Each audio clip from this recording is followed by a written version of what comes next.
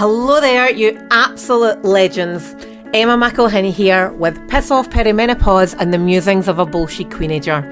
I am here to ruin your misconceptions about perimenopause, fat loss, and kick midlife in the face. So if you think your 40s are a drag, think again. Because every week I am going to be stripping down the myths about perimenopause. I'm serving you raw, unfiltered truths about your health and smashing misconceptions about fat loss. And a whole lot more. So if you thought you knew midlife, you don't know the half of it. Aging is inevitable, but getting old is a choice. So buckle up, grab a glass of something yummy, and let's get to it. Hello, hi, and welcome to the next episode of Piss Off Perimenopause and the musings of a bullshit queenager, and that would be me, your host, Emma McElhinney. How are you? I hope you're doing good. We're just about to enter March, which is the month of growth and sunshine and bunnies and lambs. Maybe not. I think it might be April this year. Anyway, so today's episode is quite a brutal one, and it's been a few things that have been brewing in my mind for a little while. And I did in my membership, my Facebook membership, I do a fortnightly lunch and learn, and some of the things I'm going to talk about today in this podcast came from the lunch and learn. Not all of it, some of it did, some of it was inspired by that. And the reason why I wanted to share it wider is because a couple of days after I did the lunch and learn, I had a couple of clients reach out and say, oh my God, that was exactly what I needed to hear. And then a week later, another client reached out and said, oh my God, how do you know exactly what it is that I need to hear? So if my clients are needing to hear it and they're all busy career women, business women in their 40s and their 50s, then my audience in this podcast, who is mostly career and business women in their 40s and 50s, should probably hear it too. So I thought it would be a really good one to do. And it probably isn't going to be the normal half hour. It might be a little bit shorter than that. However, that said, we all know that I go off in the tangent. And there's nobody here to rein me back in if I go off in the tangent. So fast forward me if I go off on a tangent, just hit that wee forward button. Right, before I get into it, I want you to do me a favour, please, and share, comment, like, post about this podcast. We are seeing lovely growth in listeners and downloads, which is amazing. But, let's have a little bit more. So share it wildly. Share with your friends, share on your socials. I think we've all got an important message to share, and a lot of what I'm hearing and seeing in the menopause space and in the health space is all really, it's a bit wishy-washy, isn't it? It's a bit like, oh, well, we'll just have a cuddle and it'll all be okay. Have some ashwagandha tea and it'll all be okay. And well, unless we actually change internally, nothing is ever going to change. And that's kind of where the theme of this podcast comes from. So the first thing that I wanted to talk about was how unimportant we all are, right? That's boom, mic drop, we're really unimportant. But here's where I'm coming from. I went to a show at the local planetarium. That makes me sound like I live in a town that's got a planetarium. No, it's like the planetarium in Glasgow, which is attached to the Science Centre.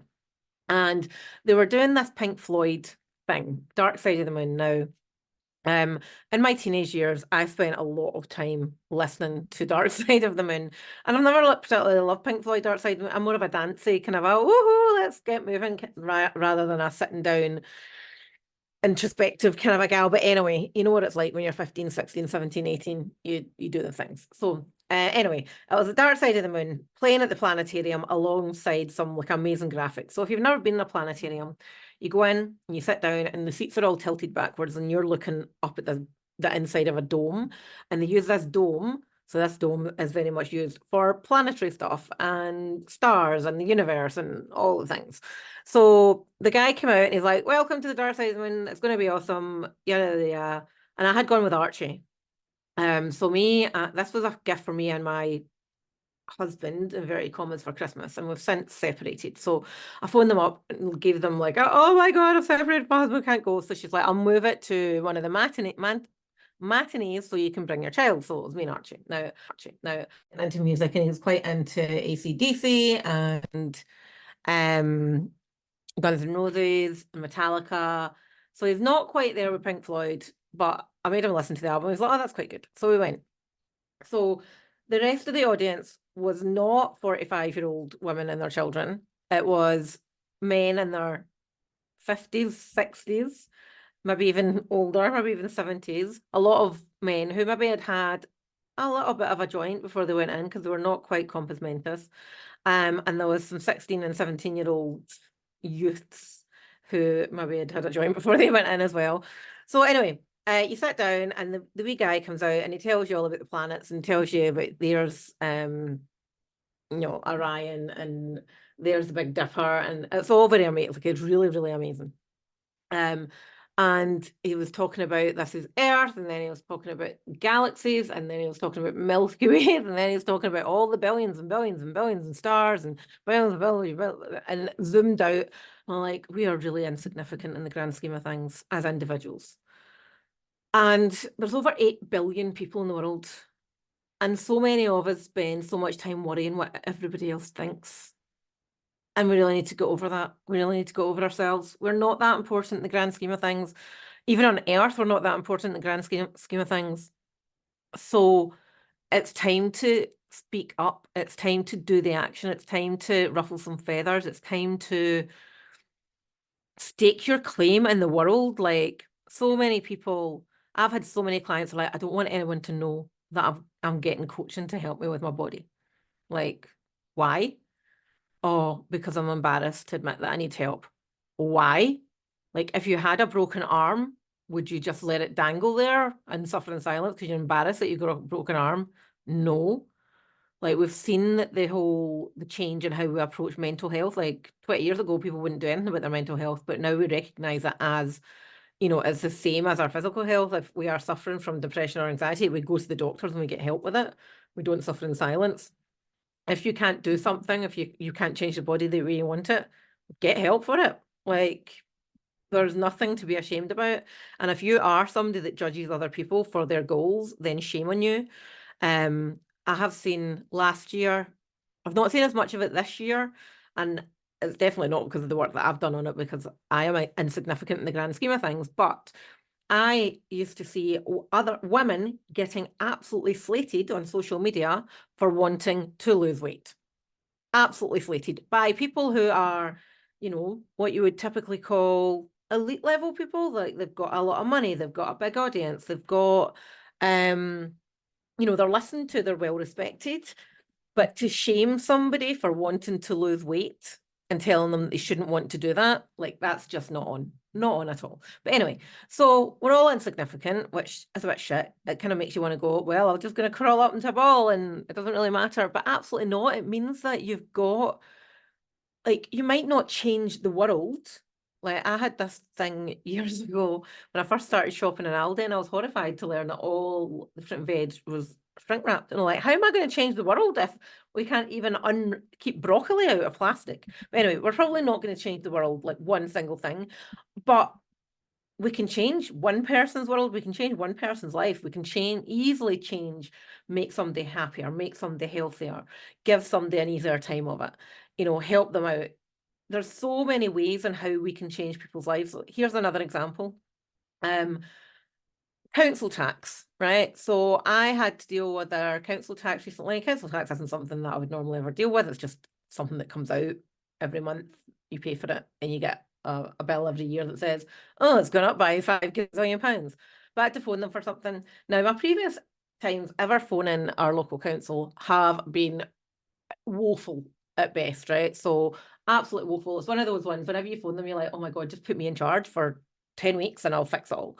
But I had to speak to one person and they're like, oh, that's not really me or this department that can help you. I'm going to have to put you through, right? And I thought, oh, here we go again. And I got to the other side, I got to the person, she's like, oh, that's not me that does it, but here's what I'm going to do.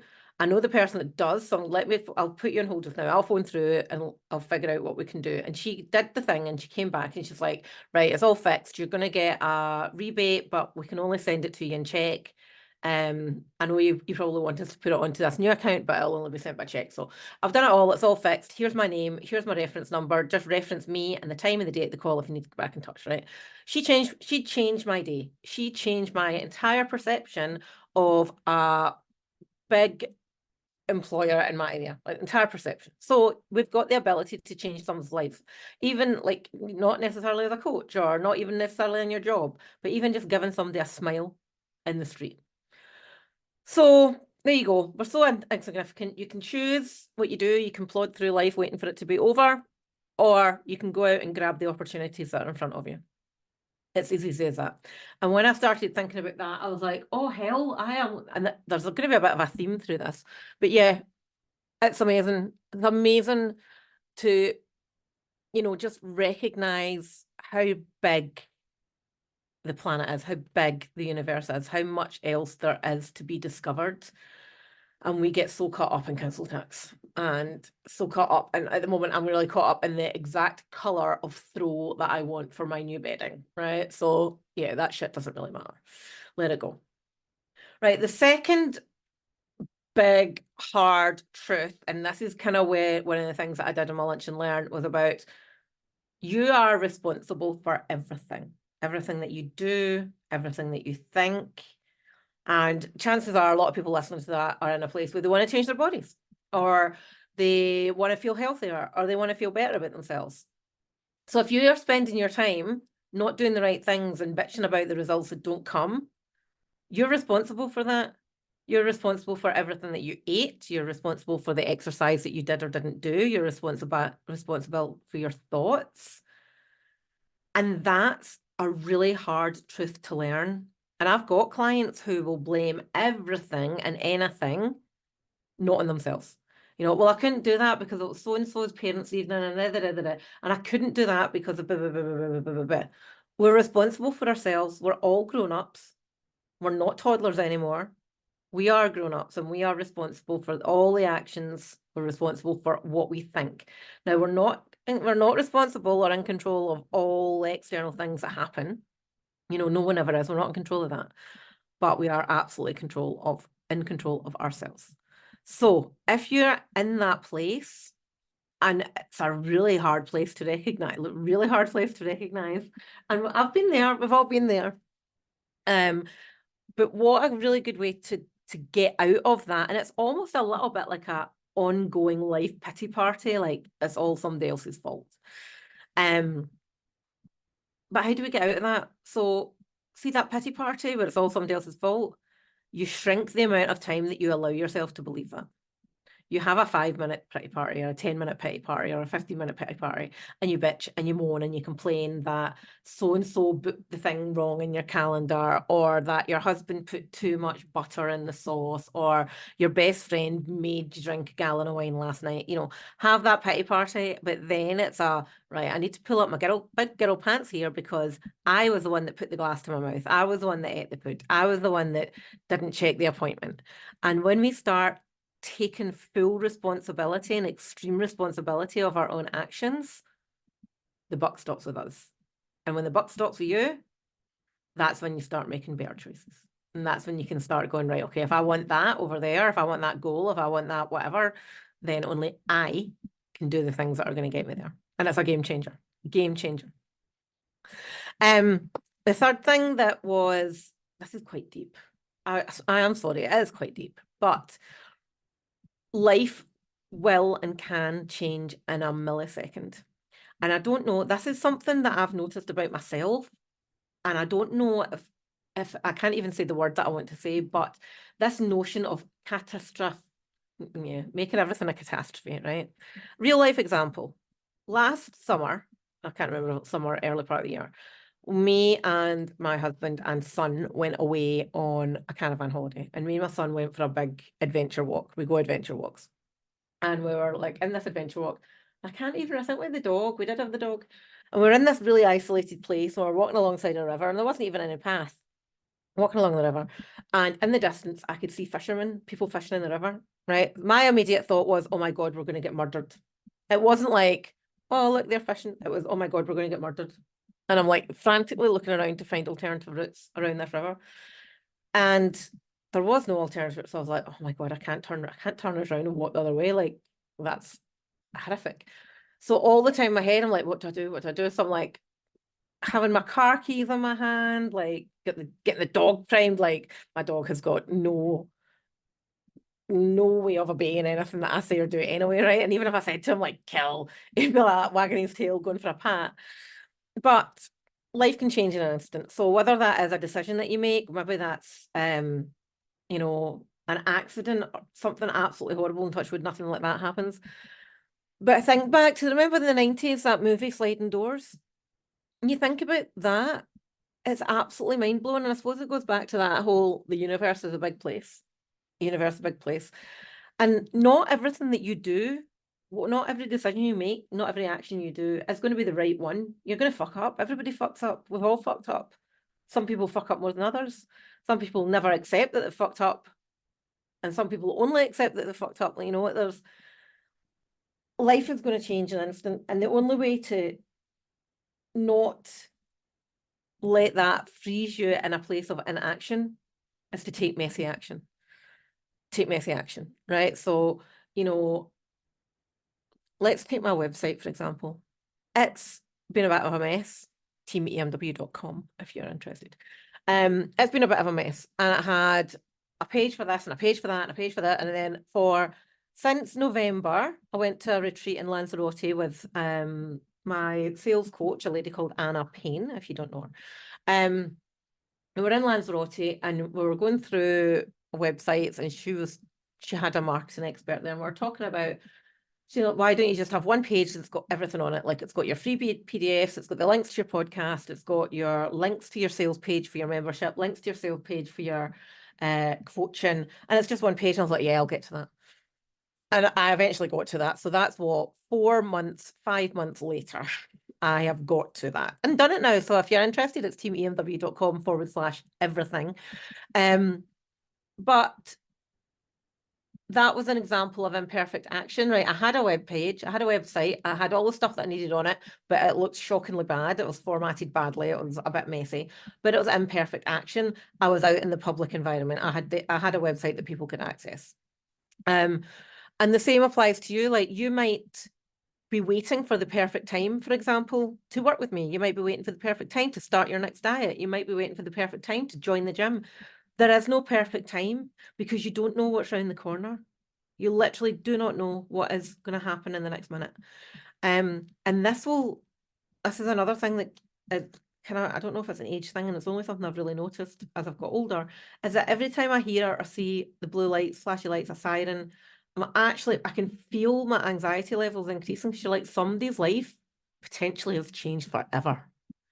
And somebody doesn't even know about it, right? So there's going to be things that happen that you cannot control, things that will happen further down the line. But doing something, if you've got a goal, if you've got a desire, if you've got something, you've got to grab it. You've got to take the imperfect action. So no, it might not feel like the right time, but there is no never right time. We put off things. And the amount of women that I speak to in their late 50s and their 60s who are sobbing because they really wish they'd made the change to their eating, to their exercise when they were in their 40s and haven't, and now they've got poor health, they can't move their bodies properly, they've got lifestyle related diseases. Take the action. Don't wait. Honestly, do not wait. Number 4 on the list of hard truths. Somebody out there who is not as smart as you, who has less experience than you, who knows less than you, is having a better life than you. And it goes back to that taking action. I have this thing, like, there's always going to be somebody smarter than you, more beautiful than you, richer than you, faster than you, stronger than you, got a better business than you. And chances are the reason why that is because they did the scary things. They put themselves out there. They ripped off the plaster. They took messy action. And waiting until you've got all the qualifications, or waiting until like all the stars align and the planets align, which, referencing the planetarium again, probably isn't going to happen. But be brave, be brave. Like if the relationship hasn't given you joy, be brave. If your body hasn't given you joy, be brave. If your career hasn't given you joy, be brave. You know, sometimes we need to have hard conversations. Like here's an example. A client of mine was feeling that she was the only one in our family that was doing anything right. 2 kids, husband. She was cooking, cleaning, organizing, all the mental load things, right? And I know a lot. I know many women feel this way as well. And although like hubby helps out, like maybe does the hoovering or maybe does the odd laundry, it's not enough. It's like it's almost treated as a, ah, but look what I've done. Look, standing like a dog wagging their tail waiting for a reward. And you're like, yeah, that's what you're supposed to do. Kids not doing anything. And I think we can all resonate with that. Like I've got a 12-year-old that literally just leaves cups and plates at his feet and leaves clothes outside the bathroom door. And it's got like I don't get mad anymore, but I remind him like that's yours to pick up and take to wherever it needs to go. That's yours to pick up. And he'll get it eventually. I'm not going to start screaming and shouting because it's not really how I want to parent. But taking a step back and detachment rather than going, oh, I've already told you, I shouldn't have to tell you again. Like it's just a reminder, you need to do that stuff. You need to do that stuff. And sometimes it gets to having a hard conversation to say, guys, you all need to step up. You need to step up. You're all adults. You're an adult. You're gonna make it like whatever tasks you're setting them, make it like intellect and age appropriate. Like I'm not going to ask my child to go and mow the grass because my garden's like the size of a football pitch and the grass is getting out of control now. But you know, take the action that is going to allow you to have more joy in your life. Because do you want to get to the end of every day feeling put upon and feeling like it's just another day ticking over? No, nobody wants that. Nobody needs that. So yeah, that was the 4th one. And the final one, this is a biggie, and I think we've all been there. I certainly do this, and it's something that I'm working really hard to not do it. But if you're living your life with a constant narrative that says, when I am skinny or rich, or when I've got this car, or when we're going on holiday here, or when these things, that's never going to happen because ultimately you're telling the universe that it's a future place, it's not going to happen. I mean, that repeats and repeats and repeats and that thing never actually happens. It's just made up words at that point. You have to start thinking like that person now. So if you're thinking about, if you're constantly going, when I'm slim, when I've lost 2 dress sizes, when I'm doing this, I'll go and do that, or I'll do this, or I'll do that. Start thinking that you are that person now. Here's a prime example. A client said to me in one of our very first calls, when I'm skinnier, I'm going to learn to paddleboard. Like that. Why can't you do it now? And this was in the summer, so she could actually do it now. Why don't you do it now? Oh no. Oh, why not? Oh my God, I'd look awful in a wetsuit. It's like, do it now. Life's too short. Literally, no one gives a shit. No one gives 2 flying fucks what you look like in a wetsuit apart from you. No one. Like when I'm rich is another one, and a lot of entrepreneurs do this as well, is when I'm making money, I'm going to do this. Like, yeah, you're not going to buy a Ferrari because you don't have the money to buy a Ferrari, and getting yourself into horrific debt to buy a Ferrari is a ridiculous thing to do. But there's nothing to stop you looking at Ferraris. There's nothing stopping you going to the Ferrari garage. Don't even know why a Ferrari popped into my mind. I've got absolutely no desire to have a Ferrari. But, you know, when I'm earning more money, I'm going to live in a house like this. Go and drive around those houses. Go and look at those houses and Rightmove. You know, actually start looking at the things and doing the things that you're constantly telling yourself you do when you get to that point. And it really will change your entire approach, because you'll start thinking like that person who's rich, and start thinking like that person that's skinny, or start thinking like that person that's got love in their life. You know, it's allowing yourself, opening up the possibility rather than making it this little thing that's going to happen sometime in the future. And it does game the change. It does change the game. So give that a try. It's really, really interesting. Like when I've got that promotion, this is another, when I get that promotion, I'm going to treat myself to whatever. Like, well, you can treat yourself to things just now. We should be rewarding ourselves for things just now. And on that note, we shouldn't be rewarding ourselves for rewarding ourselves with food and alcohol. That's a very big thing. Like, I've had a really hard week. I deserve this. Like, no, let's not do that. You can reward yourself with, a nice hot bath or some lovely bubbles. I got some really nice bath salts, and I can't remember where they're from. They're sleep salts, and they're in a nice tub. Did I get them in Sainsbury's? I can't remember, but they're absolutely glorious and like that. Oh, this was a nice wee rare treat. So anyway, treat yourself like you are the person that you're planning to be. And that's all part of that future self mentality. And if you've ever been a client of mine, you'll know that we do a lot of work on future self, because the more that we operate like that person in the future, the more likely you're going to be that person sooner rather than later. And that's what we want to try and do. So anyway, right, that was my very quick and dirty, hard truths that we probably all need to hear. And if it's resonated with you, let me know. If you think I'm being a cow, let me know. I think that I don't want to be known as one of those softly, gentle people, because I'm not. I tried to be that person last year and it blew up in my face. I wasn't happy. I got fairly unhealthy and complacent. I didn't particularly like what I was doing. And that's not me. Anyway, so it might have ruffled your feathers. I hope it has been in a good way. If it's got you thinking about things that you can do, think, or say differently, then my work here is done. But yeah, as I said at the beginning, give it a like, give it a share, give it a comment, share with the world. I would love you to do that. And if you need any help or any support from me on any of these things, you can just let me know. Get into my socials, DM me. Always DM me the word interested. Then I know that you're interested.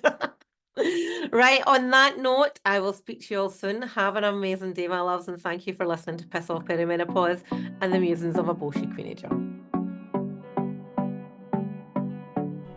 And just like that, we have spiced up another episode of Piss Off Perimenopause and the musings of a bullshit queenager. Massive shout out and a huge thank you for hanging out with me today. I really hope you've been entertained. And remember, don't be shy, hit that subscribe button. And until next time, keep those heels high and standards higher. Remember, it's all about glowing, growing, and downright owning it. So catch you on the flip side, and don't forget to click the link in the show notes to get your freebie.